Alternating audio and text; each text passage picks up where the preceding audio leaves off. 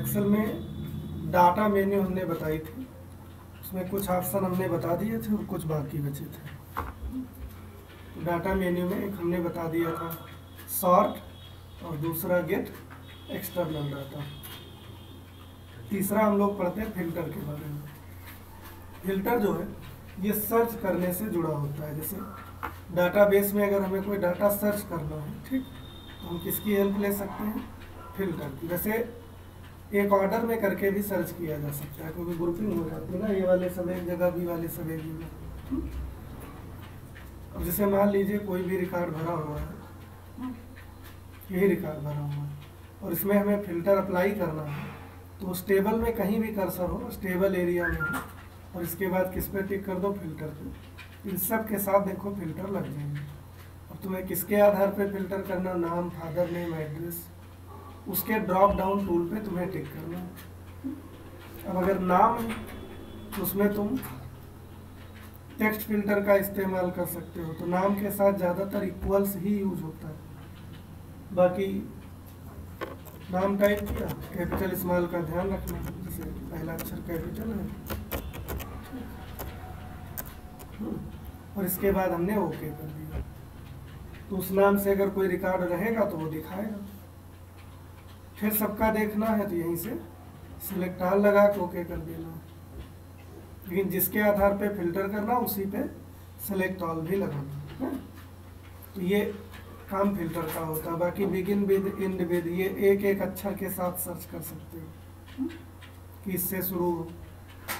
इसी तरह से अगर इधर आ जाए हम नंबर वालों पे, इस पर greater than, less than condition भी लगाई जा सकती है। यहाँ नंबर फिल्टर काम करेगा। यहाँ इक्वल भी लगा सकते हो, ग्रेटर देन, लेस देन भी लगा सकते हो कि हमको उन्हीं का रिकॉर्ड देखना है जो बेसिक 10,000 से ज़्यादा पाते हैं।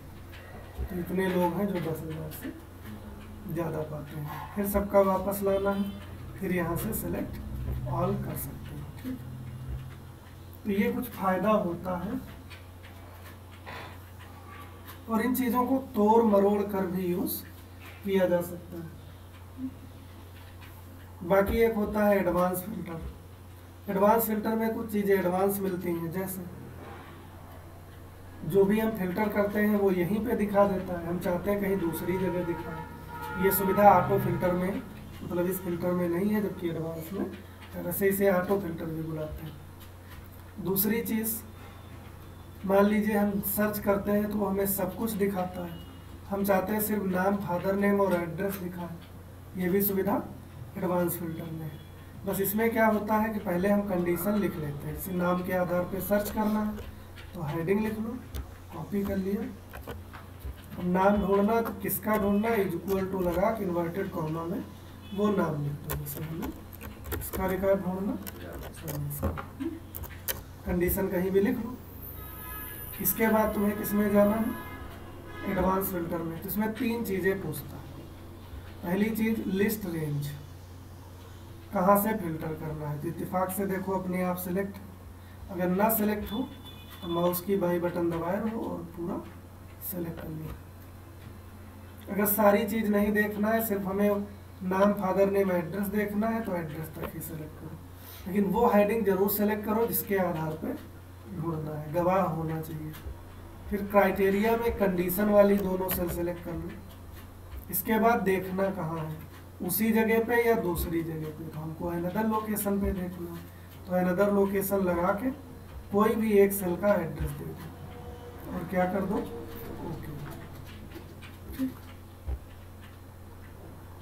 आगे इसमें एक चीज़ और देखने को मिली, यूनिक रिकॉर्ड। यूनिक रिकॉर्ड तब यूज़ किया जाता है, इसके लिए कंडीशन वंडीशन की ज़रूरत नहीं होती। जैसे कभी रिपीटेड रिकॉर्ड भरे होते हैं और हम ये जानना चाहते हैं कि एक्चुअल में कितने रिकॉर्ड हैं। से यहाँ पे देखो, यहाँ पे नाम तो ढेर सारे भरे हैं, यहाँ से लेके यहाँ तक, लेकिन एक्चुअल में इसमें ज़्यादा नाम नहीं है। तो देखना चाहें कि कितने असल में इसमें नाम है, तो चाहे पहले से सेलेक्ट कर लो या बाद में यहाँ पे कर्सर रख के भी सिलेक्ट कर सकते हो।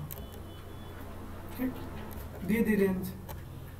अब इसमें हमको कंडीशन तो कोई लगानी नहीं है, जहाँ देखना है वहाँ का एक एड्रेस दे दो कि हमको इस जगह पे लिस्ट देखनी, मतलब इस जगह के रिकॉर्ड की जो लिस्ट है वो हमें कहाँ पे कॉपी करना है। अब कंडीशन तो हमारे पास कोई है नहीं, सिर्फ हमको कौन से कॉपी करना है, यूनिक। जैसे वो 10 बार भी रिपीट हो तो वो 10 बार न दिखा के एक ही बार दिखा एक्चुअल में, ठीक, इतने नाम। एक उसने हेडिंग के तौर पे उठा लिया क्योंकि हमने सेलेक्ट करने में थोड़ा गलती कर दी थी, हमको यहाँ से सेलेक्ट करना चाहिए। तो ये सृष्टि की जगह एडमिशन बाय लिख के होता है, ठीक। इसके बाद तीनों नाम आ जाते हैं। एक्चुअल में यहाँ पे 3 नाम है ना, समझ गए। तो ये काम होता है फिल्टर्स का। तो अपने हिसाब से तुम जो है फिल्टर लगा सकते हो, ठीक। और भी कई चीजें होती हैं, जैसे एक आता है टेक्स्ट टू कॉलम। इसकी क्या जरूरत पड़ती है, जैसे तुमने कुछ रिकॉर्ड भरा, कमल कुमार वर्मा, ठीक, हरिओम शर्मा। अब इसमें किसी ने कहा कि ये तुमको फर्स्ट नेम, मिडिल नेम और लास्ट नेम अलग अलग लिखना था, तो इसके लिए तुम किसमें जा सकते हो, इसके बाद नेक्स्ट करना है। अलग कहाँ से करना, टैब से, सेमी कॉलन से, लेकिन हमको अलग करना है स्पेस से। जहाँ जहाँ हमने स्पेस दिए स्पेस के बाद वाला जो है अलग चला जाए। इसके बाद हम इसे नेक्स्ट करेंगे और क्या कर देंगे, फिनिश हो गया।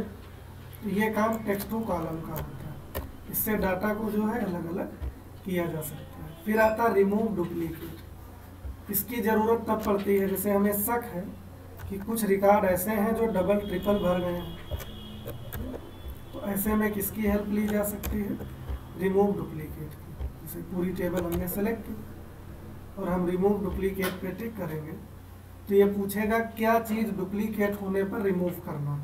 तो चाहे सब लगा रहने दो या सब नहीं लगाते हो तो कम से कम 2 चीज़ें जरूर लगा दो कि जिनका नाम और फादर नेम सेम पाया जाए, उनमें वो क्या करे, एक को छोड़ के बाकी डिलीट कर दो। 4 डुप्लीकेट थे, डिलीट हो गए। अब हमने नाम को ही क्यों नहीं मार्क किया, उसमें दिक्कत थी। अगर मान लो हम सिर्फ नाम मार्क करते, पता चलता कि 2 अलग अलग लोग थे, इत्तेफाक से उनका नाम ही सेम था, तो वो क्या करता है, एक को छोड़ के बाकी सबको उड़ा देता।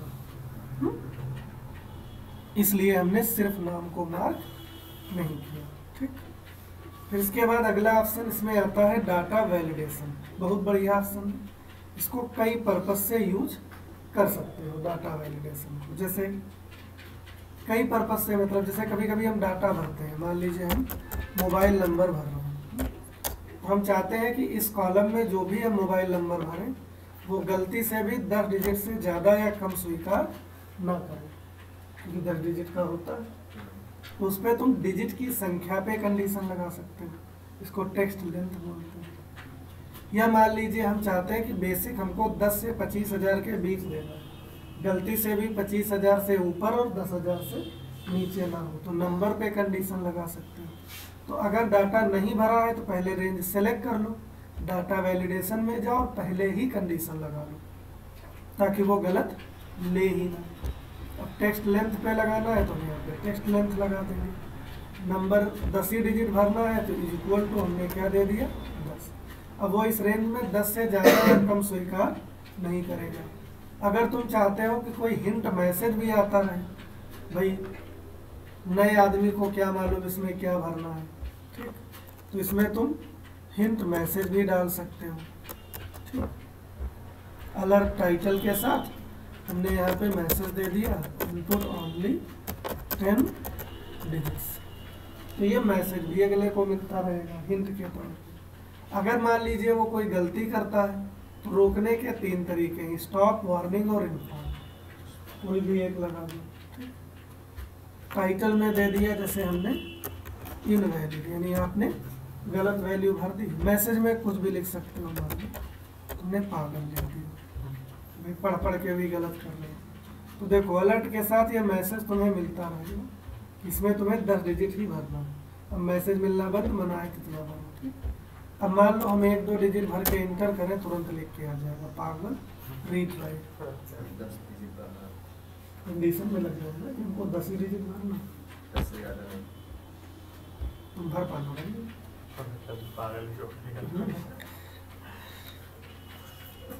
तो ये तो था अगर वैल्यू पहले से भरी नहीं गई है। कभी कभी क्या होता है कि वैल्यू हम पहले से भर लेते हैं और बाद में कोई कहता लो हमने तुमसे कहा था सबको सैलरी 10,000 से ज़्यादा देनी, हमने गड़बड़ कर दी। हमें देखना है कि कितना गड़बड़ हो गया, तो भी तुम वैलिडेशन की मदद ले सकते हो। रेंज सेलेक्ट करके वैलिडेशन में जाओ। अब जैसे नंबर है तो नंबर ले लो। अब 10,000 से ज़्यादा देनी थी तो ग्रेटर देन 10,000 हमारी कंडीशन थी, क्या थी? अब इसमें इनपुट मैसेज और अलर्ट का कोई मतलब ही नहीं, क्योंकि वैल्यू तो पहले से ही भरी जा चुकी है। बस कंडीशन लगाने के बाद तुम्हें ये चेक करना है गलत कितना भर गया, तो तुम सर्कल इनवैलिड कर दो,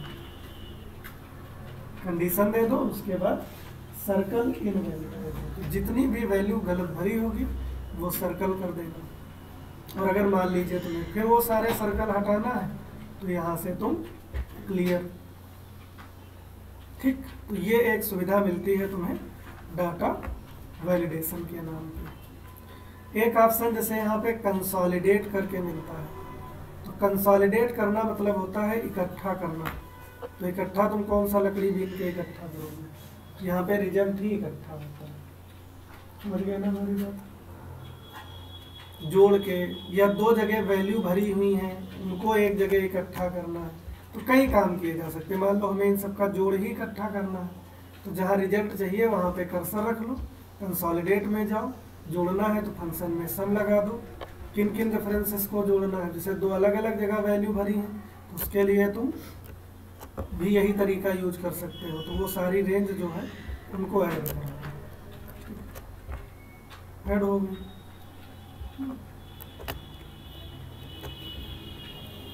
अगर कोई रिमूव करना हो तो ऐड होने के बाद भी तुम उसको रिमूव कर सकते हो। सारी रेंज ऐड हो गई। ऐड होने के बाद इसे क्या कर दो, या मान लो दो वैल्यू अलग अलग जगह भर गई हैं तो ऐसे में भी कंसोलिडेट की हेल्प ली जा सकती है। इसका मतलब होता है अलग अलग वैल्यू को बटोर के एक जगह लाना। समझ गए ना?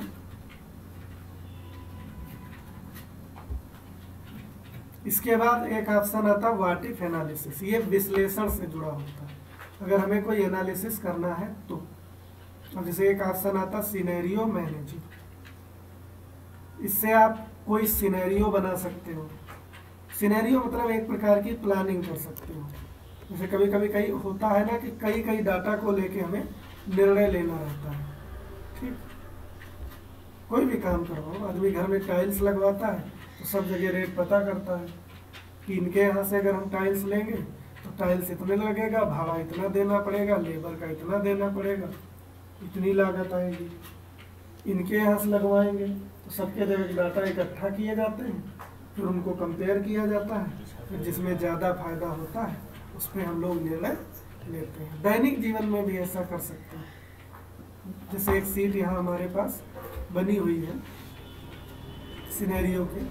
मान लीजिए कोई जॉब करता है प्रेजेंट में, साथ साथ उसे कहीं नई जॉब का ऑफर मिले और प्रमोशन का भी ऑफर मिले, तो वो सोचेगा कि वर्तमान स्थिति हमारी क्या है, प्रमोशन के बाद क्या होगी और नई जॉब में क्या होगी, तीनों में सबसे बेहतर कौन सा होगा। ऐसे में वो तीनों डाटा भर सकता है कि भाई वर्तमान में हमें सैलरी 25,000 मिलती है, तो एक सैलरी आगे 25,000 लिख लिया। फिर एक्सपेंस में फूडिंग का 3,000 कटता है, कन्वेंस का 1,000, अदर का 1,000। अदर मतलब 3,000 फूडिंग का कट जाता है, 1,000 आने जाने में खर्चा हो जाता है, 1,000 मान लो और चाय पानी और पंचर, टोटल कितना खर्चा होता है। तो इन तीनों को जोड़ के ठीक यहाँ पे निकाल लेंगे फार्मूला लगा के, सम B3 से B5 बचता कितना है, तो टोटल में से खर्चा घटा देंगे B1 माइनस, ये हमारी प्रेजेंट की स्थिति है। अब अगर मान लो हमें इंडिविजुअल देखना हो तो हम तीनों ऐसे बगल बगल लिख के भी रिजल्ट निकाल सकते हैं। लेकिन जहाँ पे मान लो हमें बढ़िया एक रिपोर्ट टाइप का बना के देना हो तो ऐसे में हम किसकी मदद ले लें, सिनेरियो की, तो वो ज़्यादा अच्छा है। इसमें करना क्या रहता है कि आपको लिस्ट रेंज पहले सेलेक्ट करनी रहती है इन दोनों रिजल्ट सेल को छोड़ के। इसमें एक बीच में खाली है, खाली ना होती तो हम डायरेक्ट यहाँ से लेके यहाँ तक सेलेक्ट कर लेते। खाली है तो कंट्रोल दबाया हो, ये तो सेलेक्ट है ही है, यहाँ से इतनी और ज़्यादा हो,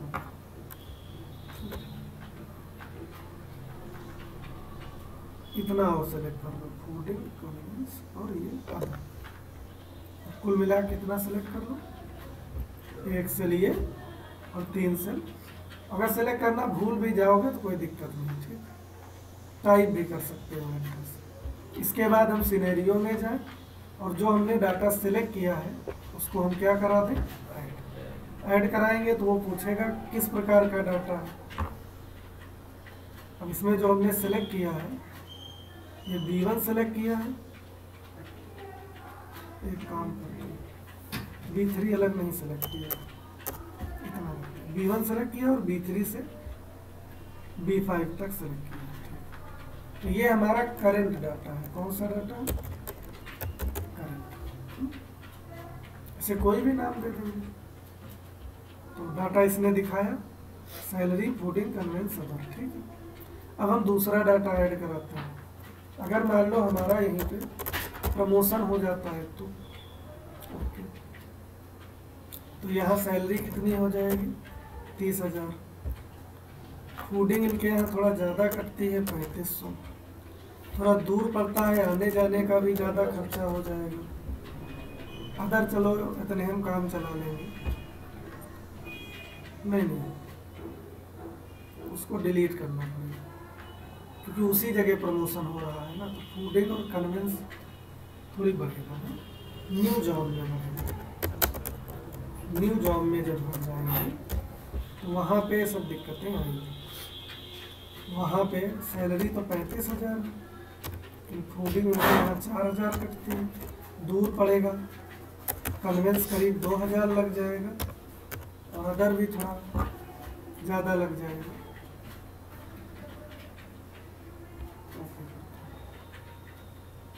इसमें एक प्रमोशन वाला जो डाटा है इसको मॉडिफाई करना पड़ेगा, एडिट करना पड़ेगा। प्रमोशन वाले यहाँ से नहीं खुला क्योंकि हम जॉब तो जब उसी जगह प्रमोशन हो रहा है तो फूडिंग भी उतनी ही कटेगी, कन्वेंस भी तो उतने लगेगा। हाँ, अगर भले चाय मलाई मार के पीने लगे तो एक एडिट कर लेते हैं डाटा। बाकी करंट वाला भी ठीक है, प्रमोशन वाला हमने एडिट ही कर लिया और न्यू जॉब वाला कोई दिक्कत। अब अगर आप करंट में देखें तो हमको कितना बचत हो रही है, 20,000। प्रमोशन हो जाएगी तब कितनी बचत होगी, 24,500। न्यू जॉब में जाएंगे तो कितनी बचत होगी, 27,000। तो ज़्यादा फायदा किसमें, न्यू जॉब में। तो जो ज़्यादा अच्छा वाला निर्णय होगा उसे टिक रहने देंगे और किस पे टिक कर देंगे, समरी पे। अब यहाँ पे हमें 2 चीज़ देनी पड़ती है, कितना घटा के जिनमें रिजल्ट है उनको देना पड़ता है, कितना बचा, और इसके बाद हम क्या कर देंगे, ओके। तो एक बढ़िया रिपोर्ट आ जाएगी। वो पहले नंबर पे भी आएगी कि आप ये निर्णय लीजिए, इसमें 27,000 बच रहा है। बाकी आपके पास तीनों हैं, जो आपको अच्छा लगे वो निर्णय आप ले लीजिए, कोई दिक्कत। तो ये रिपोर्ट अच्छी सी बन के आती है, देखने में भी सुंदर लगती है ना, कोई दिक्कत। तो अभी इतना करो, तो फिर बहुत ज़्यादा हो जाएगा तो फिर पढ़ने में